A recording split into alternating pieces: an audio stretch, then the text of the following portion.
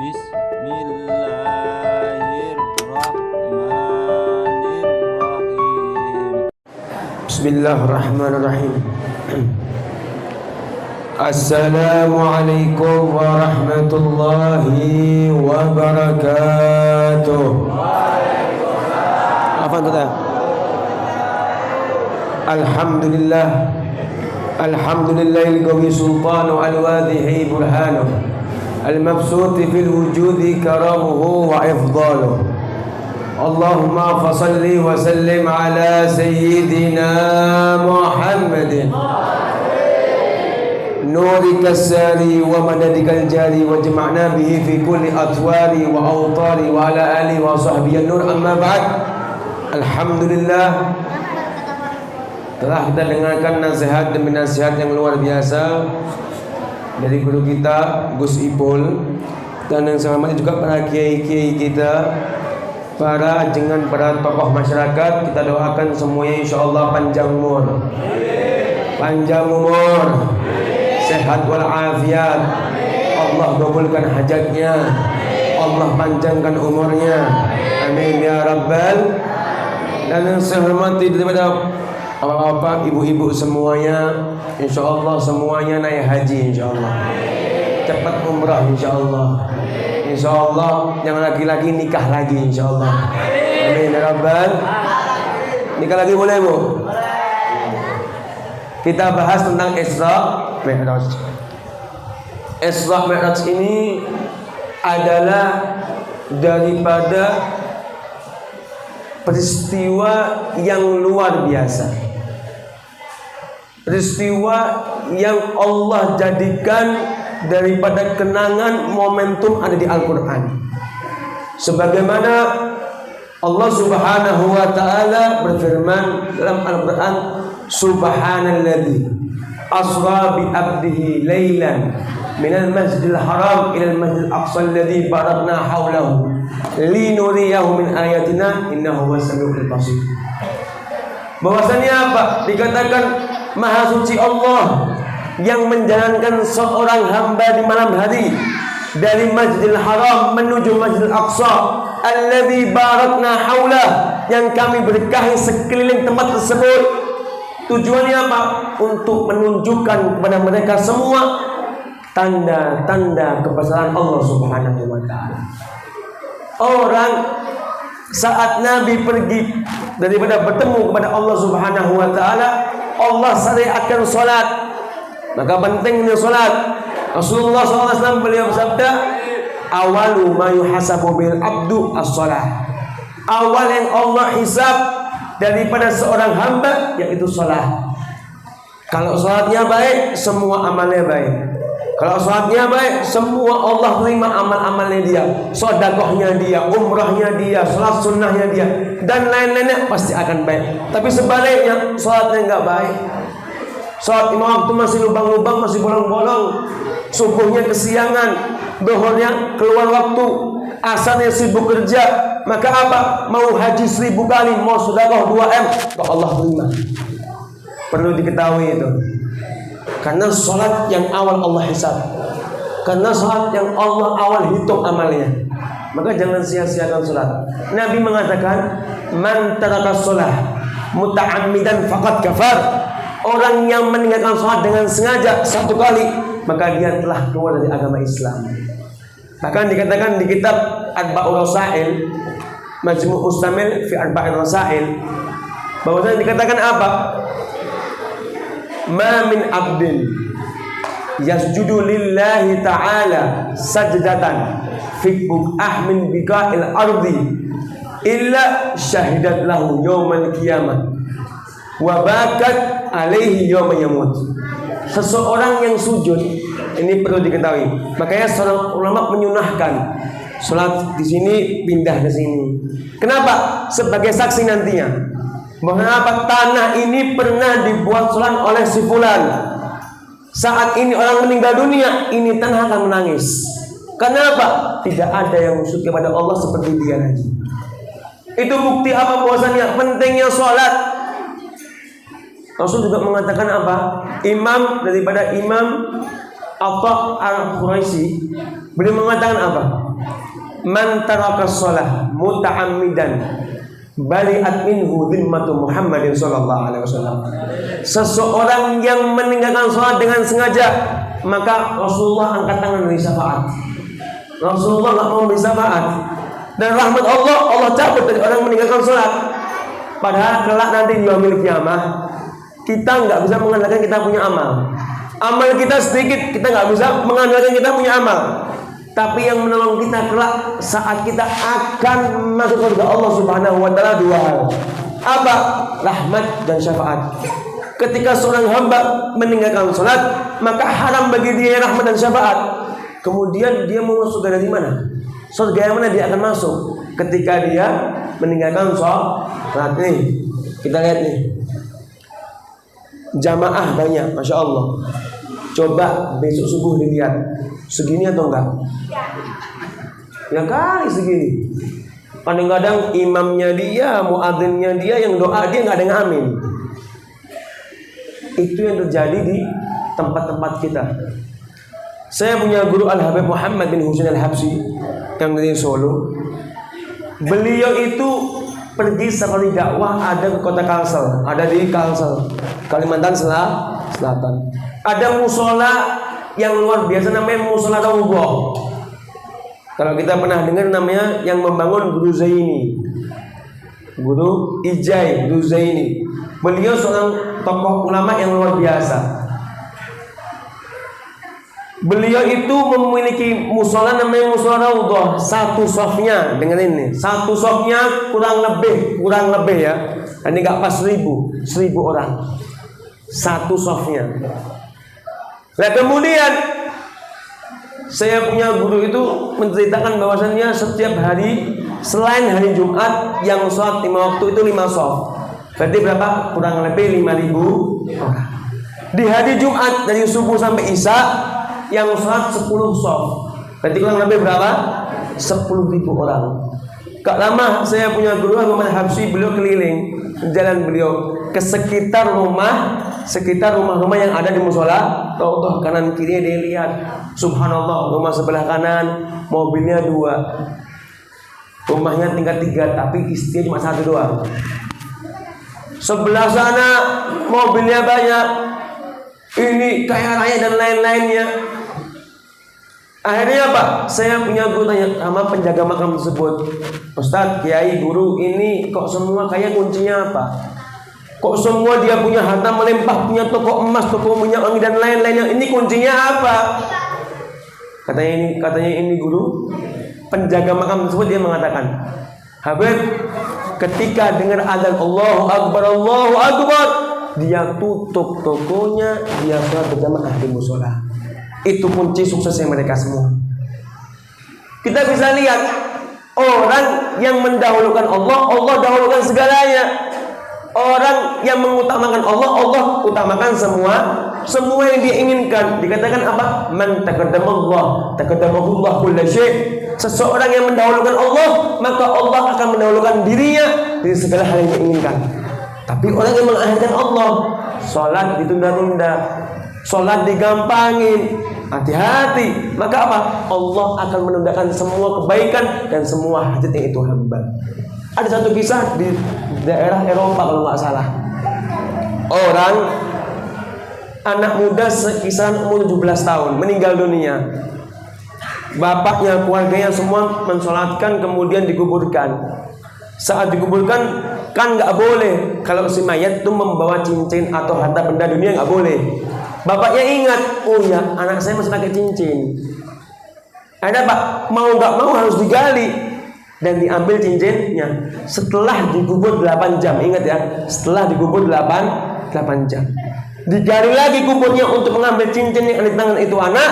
Saat dilihat, subhanallah, itu anak yang aslinya tampan, ganteng, menawan, berubah, matanya keluar, rambutnya semua putih, mukanya hancur, berdarah, pucat dan lain-lainnya, diadab oleh Allah. Tanya ini keluarganya, kenapa ini anak kamu kok oleh Allah diadab? Ada apa? Amalan apa yang dilakukan? Apa kata bapaknya?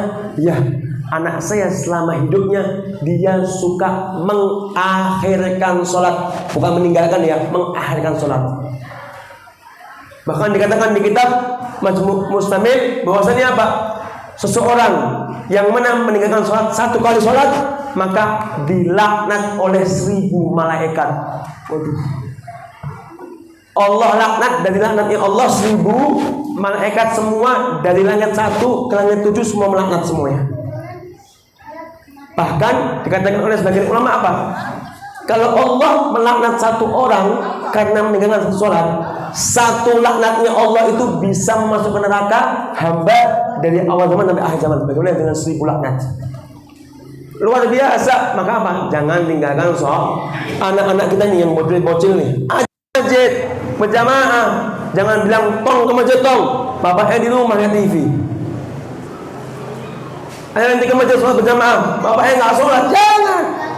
Kamu kerjakan dulu, kasih contoh dulu, itu anak akan ngikut. Maksudnya apa? Penumpang akan ikut supirnya. Bapak yang ngajak kebaikan, maka dia akan kebaikan. Jangan nggak sholat, jangan sholat. Nggak akan Allah beri. Wallahi neraka akan tempat kamu. Akan dikatakan apa? Jahannam. Neraka Jahannam itu siap menerima orang yang meninggalkan sholat.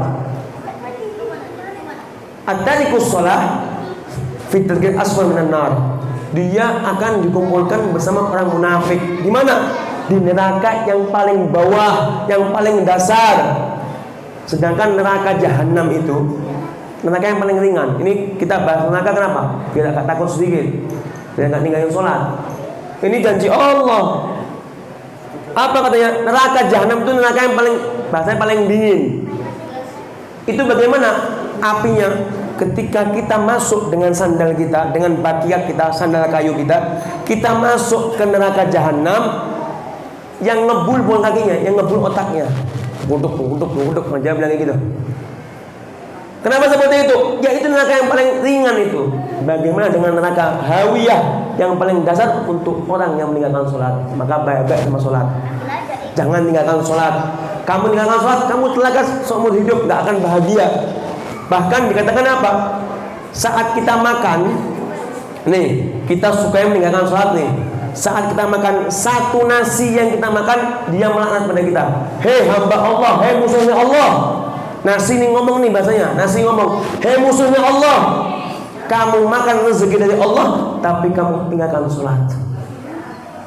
Bahkan dikatakan juga di kitab Majmu' Mustamil apa? Bahwasannya kalau kamu punya teman orang yang ninggalin sholat, jangan temenin. Kalau sakit, jangan dijenguk. Kalau meninggal, jangan sholatin. Jangan dipinjemin uang. Jangan dikasih amanat. Kenapa? Dia bakal khianat. Banyak orang meninggal sholat. Na'udzubillah min. Maka kenalkan daripada sholat bagaimana. 5 waktu dulu dah. Gak usah pakai sunat tahajud. 5 waktu kamu jalani, demi Allah kamu akan masuk surga Allah Subhanahu wa ta'ala. Kenapa? Kamu di hati taat kepada Allah. Kamu takwa kepada Allah Subhanahu wa ta'ala. Imam Ibnu Islam beliau mengatakan apa? Fakun minal imani fi mazidi wa fi safa'i qalbi da tajdidi bikasbi sholati wa ta'ati wa tazkimani nafsi min syahwati. Beliau menghimbau kepada kita seorang hamba, seorang umat Nabi Muhammad sallallahu alaihi wasallam. Apa himbauannya? Jadikanlah imanmu selalu bertambah di sisi Allah. Kemudian apa? Bersihkan hatimu dengan cara apa? Bikasbi sholati wa ta'ati. Memperbanyak salat. Yang wajib, salat wajib, salat sunnah. Kemudian apa? Wa ta'at sedekah. Kalau kita punya salat sudah baik, baru sedekah. Wa tarkimani nafsi min syahwati, tinggalkan hawa nafsu dunia. Jangan ambisi sama dunia. Sementara akhirat selamanya. Imam Busiri beliau mengatakan, an-nafsu katifli intuh bil husabba ala hubbi radha wa in taftimhu yan fatini. Nafsu itu, hawa nafsu, ketika kita nggak mau sholat itu hawa nafsu dari setan. Betul? Betul? Dari setan, hawa nafsu dari setan. Imam Busiri mengatakan nafsu itu seperti anak kecil yang bayi yang disusui oleh ibunya. Ketika nggak diberhentiin, nggak disapai susunya, itu akan nyusu terus. Jangan sampai kita menjadi budaknya nafsu. Bahaya menjadi budak nafsu, maka kita menjadi budaknya setan. Dan orang yang meninggalkan sholat itu lebih hina, dia lebih bejat daripada iblis. Kenapa? Iblis gak mau sujud kepada Nabi Adam. Orang yang meninggalkan sholat gak mau sujud kepada Tuhannya Nabi Adam. Lebih parah dia. Na'udzubillah min. Jangan. Coba anak kita ditata sholatnya, dijaga sholatnya. Kenalkan dengan Rasulullah. Bagaimana kisah Isra Mi'raj? Coba tanyain. Kenal gak anak-anak kita dengan anak Rasulullah? Siapa putra Rasulullah? Kenal atau enggak? Kita belum tahu. Dia kenal sama anaknya Rasulullah atau kenal anaknya Tia Ricis, atau dia kenal anaknya Atta Halilintar atau Raffi Ahmad. Mungkin dia lebih kenal sama artis-artis daripada anak baginda Rasulullah SAW. Kenalkan. Ini momen daripada kemuliaan Rasulullah juga. Perjuangan Rasulullah itu luar biasa. Beliau pergi kemana bertemu dengan Allah Subhanahu Wa Taala untuk mengambil syariat sholat doang untuk kita semua nih. Tapi kita ngampangin sholat, gak dianggap Rasulullah SAW. Sehingga insya Allah jadikan kita sebagai hamba yang taat kepada Allah Subhanahu Wa Taala, hamba yang selalu kembali kepada Allah Subhanahu Wa Taala, hamba yang selalu dijadikan, dicintai oleh Allah dan Nabi Muhammad SAW. Amin ya Rabbal Alamin. Anda mau bahas sedikit tentang kemuliaan Rasulullah. Dikatakan oleh Imam Busiri, kita ini umat Nabi sebaik-baik umat. Umat Nabi sebaik-baik umat. Beliau Imam Busiri mengatakan Muhammadun syukruhu fardun alal umami. Dengan adanya Rasulullah SAW fardun, kewajiban bagi kita untuk bersyukur kepada Allah. Coba kalau nggak ada Rasulullah, kita nggak tahu sholat, kita nggak tahu wudhu, kita nggak tahu zakat, kita nggak tahu puasa, kita nggak tahu haji. Dan kita nggak tahu syariat-syariat yang lainnya. Kalau nggak ada Rasulullah SAW, maka apa? Wajib fardu bagi kita untuk bersyukur kepada Allah Subhanahu Wa Taala. Nabi itu manusia luar biasa. Kalau kita manusia biasa, apa buktinya? Coba. Nabi itu Pak Bu, Nabi itu kalau wudu, bekas air wudunya diambil sahabatnya, diusapin ke wajahnya. Rasulullah SAW. Karena barokah. Nabi meludah-ludahnya diambil oleh sahabat, disimpan. Bahkan istri beliau Ummu Salamah, saat Rasulullah tidur, beliau ambil keringat di dahi beliau SAW. Untuk apa? Minyak wangi. Coba ibu-ibu, tadi Gus Ibu udah bahas nih, ibu-ibu ini katanya cinta sama suami. Coba kalau suami yang ngeludah, mau nggak diambil ludahnya? Ya, habis makan jengkol nggak mau, bau. Coba bedanya kita dengan Rasulullah. Pak juga nih cinta sama ibu-ibu, ketika udah mau lu ke wajahnya, nggak ada yang mau. Kenapa? Menjijikan, bukan barokah, jijik. Rasulullah SAW. Kemudian keringatnya Bu, Rasulullah diambil. Coba ibu-ibu mau nggak? Mana habis kerja, pulang belum mandi, bau, nggak mau. Bedanya dengan Rasulullah SAW. Rasulullah maaf kalau buang hajat langsung telan oleh bumi. Kita mau 2 jam masih bau. Bedanya kita dengan Rasulullah SAW. Maka apa? Kenalkan suami, kenalkan kepada istri, kepada Rasulullah SAW. Bagaimana Sayyidah Fatimah Zahra, bagaimana Khadijatul Kubra dan lain-lainnya, wanita-wanita soleha. Kenalkan semuanya kepada anak-anak kita dan keluarga kita. Maka juga dikatakan oleh Imam Busiri bahwasanya apa? Ja'at lidakwatil ahjaru sajidatan tamshi ilai ala sakin bila qadami. Salah satu kemuliaan Rasulullah SAW apa? Rasulullah dites nih. Coba Muhammad, katanya tinggal aku nabi nih, katanya kamu Rasul, coba panggil itu pohon. Kalau pohon ini datang kepada kamu, berarti kamu nabi. Rasulullah panggil pohonnya lepas dari akarnya, Pak Bu. Jalan itu pohon, sujud kepada Rasulullah SAW. Itu pohon. Kalau kita yang berakal masa nggak mau sholat tak benar. Itu pohonnya nggak punya akal, udah pakai akar. Coba kita sujud susah, sholat susah. Bagaimana kita akan hidup bahagia? Bagaimana kita akan hidup senang. Insya Allah Allah jadikan kita sebagai hamba yang muqimus shalah, hamba yang mendirikan shalah, hamba yang istiqomah dalam taat kepada Allah Subhanahu wa taala. Ana minta semuanya baca-baca qasidah bareng-bareng kemana? Baca-baca qasidah bareng-bareng yang semangat. Oke, siap? Siap enggak? Siap enggak, Bu? Baca qasidah siap apa enggak? Baca sholawatan. Siap, kita baca, jangan mau kalah sama panggung dangdut. Ya, yang semangat kuatin suaranya. Oke, siap? Salatullah salamullah ala Rasulillah. Salamullah ala Yasin, ala Yasin Habibillah. Salatullah ala Rasulillah. Salatullah ala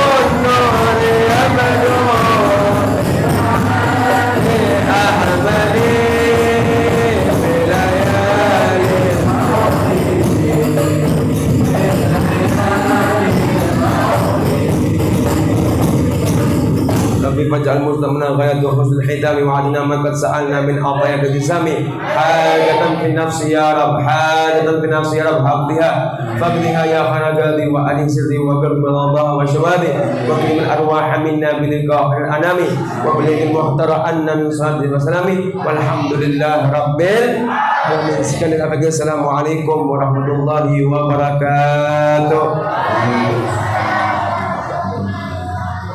Maaf. Alhamdulillah telah kita dengarkan tausiah dari guru-guru kita. Semoga apa yang Alhamdulillah.